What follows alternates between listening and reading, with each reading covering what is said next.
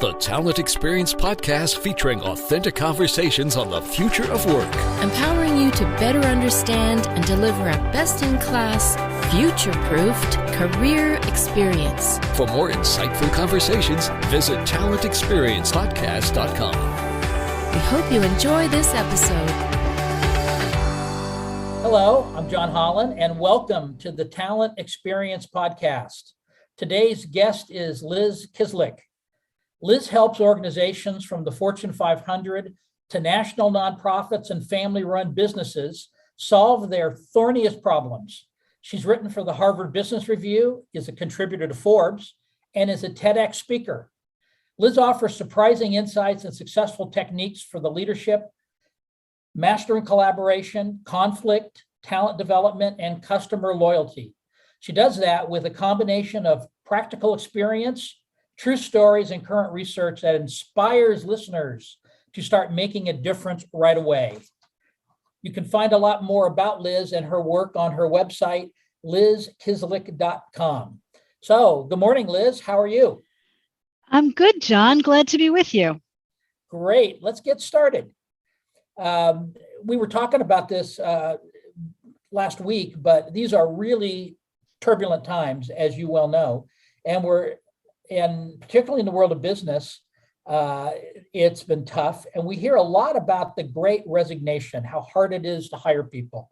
But one thing that surprised me when we were chatting earlier was that you said that your clients aren't losing that many people. Can you expand on that a bit and what you are seeing and hearing from business leaders that you encounter? Sure. So I think the Great Resignation is not applying to all sectors of the economy and all jobs equally. And it's easy to forget that when companies are looking for workers.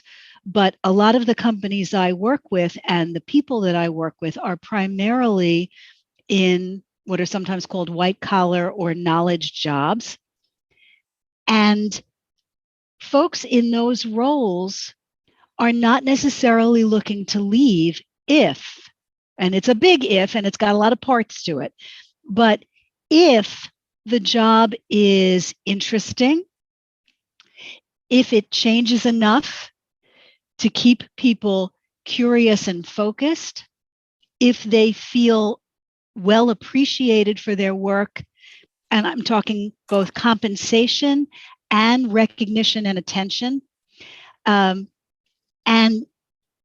now today, more than ever, for sure, if there is flexibility so that they can work in ways that are most comfortable for them and their families or them and their lives. And if those things are pleasant and present, people are not so quick to go. The people who are leaving are more people who are not satisfied with some aspect of the job. And I'm very lucky that in quite a number of the organizations I work with, people are happy to be there and to do the work. You know, in the organizations that you work with, do a lot of them have people working remotely or on hybrid schedules now? Because that's one of the things that kind of now goes hand in hand when you talk about the Great Resignation, is that it's because a lot of these people don't want to come back to work, and companies are wanting them, at least on some limited schedule, to come back. Are you hearing much about that? So I'm going to tweak what you said just a little bit, John. Great. Because the issue is wanting people to come back to the office. People who can work remotely have been working straight through. It's not about coming back to work for them. For them, it's really about, are they willing to take on commutes again? And to not have the flexibility that when they need a little break, instead of chatting with a coworker, they might be throwing a load of laundry in. And to know that they can deal with their children's needs or their ailing relatives' needs, those kinds of things. So yes, in the companies I work with really run the gamut from pretty much all back, although with much more flexibility to work from home if somebody needs that, to formal remote schedules. The most common one I'm hearing right now is 3 days in the office and 2 days out. And then some organizations have not gone back to their physical workspace yet. And we'll see what happens with Omicron, and how quickly the comeback sort of forcefully, permanently even hits. Well, as I told you when we were chatting, I miss an office environment. I always saw that there was a lot of upsides to it. And it makes me just curious, how do you build a company culture if you have people who aren't in the office? I always thought that the office environment, when it's going well, really drives a better culture. And when the culture is better, the business is better, the profits are better, all those things work. So there's sort of a flow of that. And I've been working from home for over 10 years. And while I do it, and there's certain parts of it that I like a lot, I really miss the camaraderie in the office that we used to have and that you don't get anymore. I think you put your finger on it, John, that when it's going well, being in the office drives a better culture. And it does take more thought and more planning to build and sustain a culture remotely. There are some things that lent themselves well in this working from home period to building culture, because meetings needed to be scheduled, on Zoom so much, for example.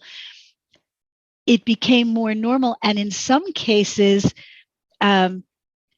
employees had a fairer shot at their bosses to be able to spend time with them. You get on their calendar, you schedule, as opposed to being the person who pops by all the time. So management attention has never really been distributed evenly. Now, it's true. Leaders really have to think carefully about how to make sure we're talking to each other about the important things, how to show that we care about each other when you can't pat somebody on the shoulder, one of the things that's just a funny thing, most organizations have meetings, and meetings often have the meeting that happens before the meeting and the meeting that happens after the meeting. Yes. Yes. And sometimes that's a good thing and sometimes it's a bad thing. The bad parts of that, during the pandemic and with all this remote work, some of the bad parts of that were alleviated. That kind of, we gather in the parking lot or in the hall to talk about what happened in the meeting that we're not ready to talk candidly about in the meeting. Some of that went away and got picked up as the next meeting and the issues we have to handle. And that puts those issues more on the table. That's actually a plus.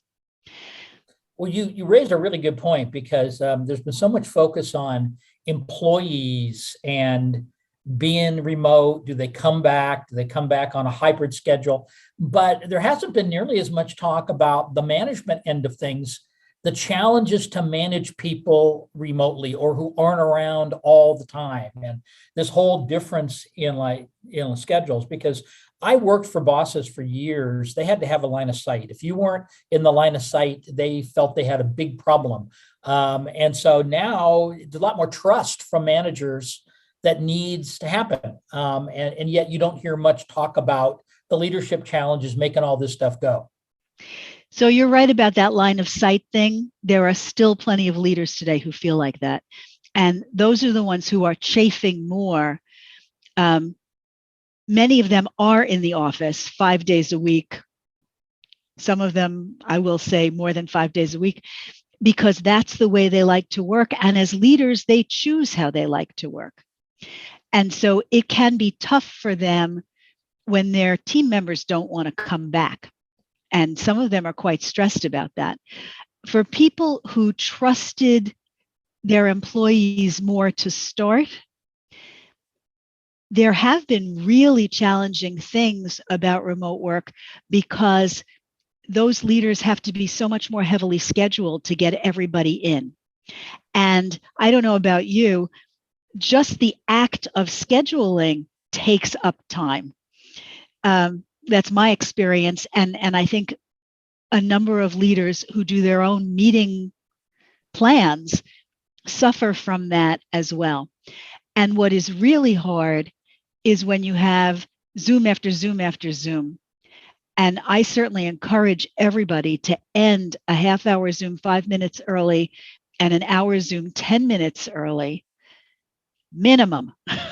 I really want to emphasize that minimum, so that people have a chance to get to the bathroom, to get a snack, to take some notes, to prep for the next meeting. All of the things that we always neglected, but now it becomes more obvious. It's very hard to catch up with yourself after you've had 6 Zooms in a row. You can really be like a crazy person. And old days, physically present, we all knew that person who was the last one into the conference room, and everybody just got used to that. But the chit chat is different coming into the room, settling into your chair, than it is from clicking and entering a Zoom meeting. Somebody's absence when they're supposed to be there can actually be more apparent on Zoom. So it's changed people's practices a little, and some things are more stressful. Well, and you're touching on a lot of things that have to go to the company culture. And it raises a question, is it possible to build a great culture with so many people working remotely or in a hybrid form or in some other different way than just simply having them come into the office every day? Has company culture suffered as a result of all of this? So first of all, it has to be true that you can build a great company culture even remotely, because there are so many global companies anyway. Before all this remote stuff, and they were in different time zones, and they had to coordinate with each other. So, I have the clients who get up early in the morning on the East Coast to be ready for Asia meetings, and people in California who get up early in the morning to be ready for East Coast meetings. And, we've been doing this kind of thing for a while. It's not that it's so shocking to have to figure out when those meeting times are. I think the thing that's actually going to be the trickiest is building culture for people who came into the organization during this remote period and have never met anyone in person. They don't have the memories to go from of when we were in the break room together. They have never actually sat in somebody's office and sat together on the same side of the desk kind of thing. And I think those folks need more attention. I think it's very important that in addition to whatever functional content has been transmitted to them in rules and policies, that leaders and also the HR function be in touch with them and draw them out and learn what is working for them and not working for them, and where they have questions or concerns. Because so much of culture, if you want a good one, is not just for leaders to behave the way they behave, but to be paying attention to their team members and what their needs are in any given moment. When employees are attended to in a fair and equitable way, with understanding of their actual work needs and responsibilities, the culture always comes along. It's lack of attention to others and focus too much on what leaders want and nothing else that is likely, whether you're in person or not, to create a more fractured and less cohesive culture. Well, that brings us to something that's been on my mind a lot. And I know that you work a lot with executives and senior leadership. And so what advice would you give to CEO or senior leaders on about the challenges they need to tackle moving ahead post-pandemic to better cope with the world of work that we're facing going into 2022 and moving down the road, because it's changed so dramatically in the last 2 years. And to a certain extent, we're only making a good guess at where it's going to be in a year or two or three. So, and I'm sure a lot of people hire you thinking maybe you've got this magic bag, so like Mary Poppins, this magic bag you can pull things out of that help them to figure it out. What kind of things do you get asked, and what do you say back? So in the general advice category, if I were going to make a blanket statement, which is really what we have the time to do here, I would say be very curious and pay more attention than you're used to. And that is true not only for your employees, it is just as true for your customers. Really trying to find out what is on people's minds today in the way they relate to your company, and what is important to them in how your company, as an employer or as a provider, plays a role in their lives.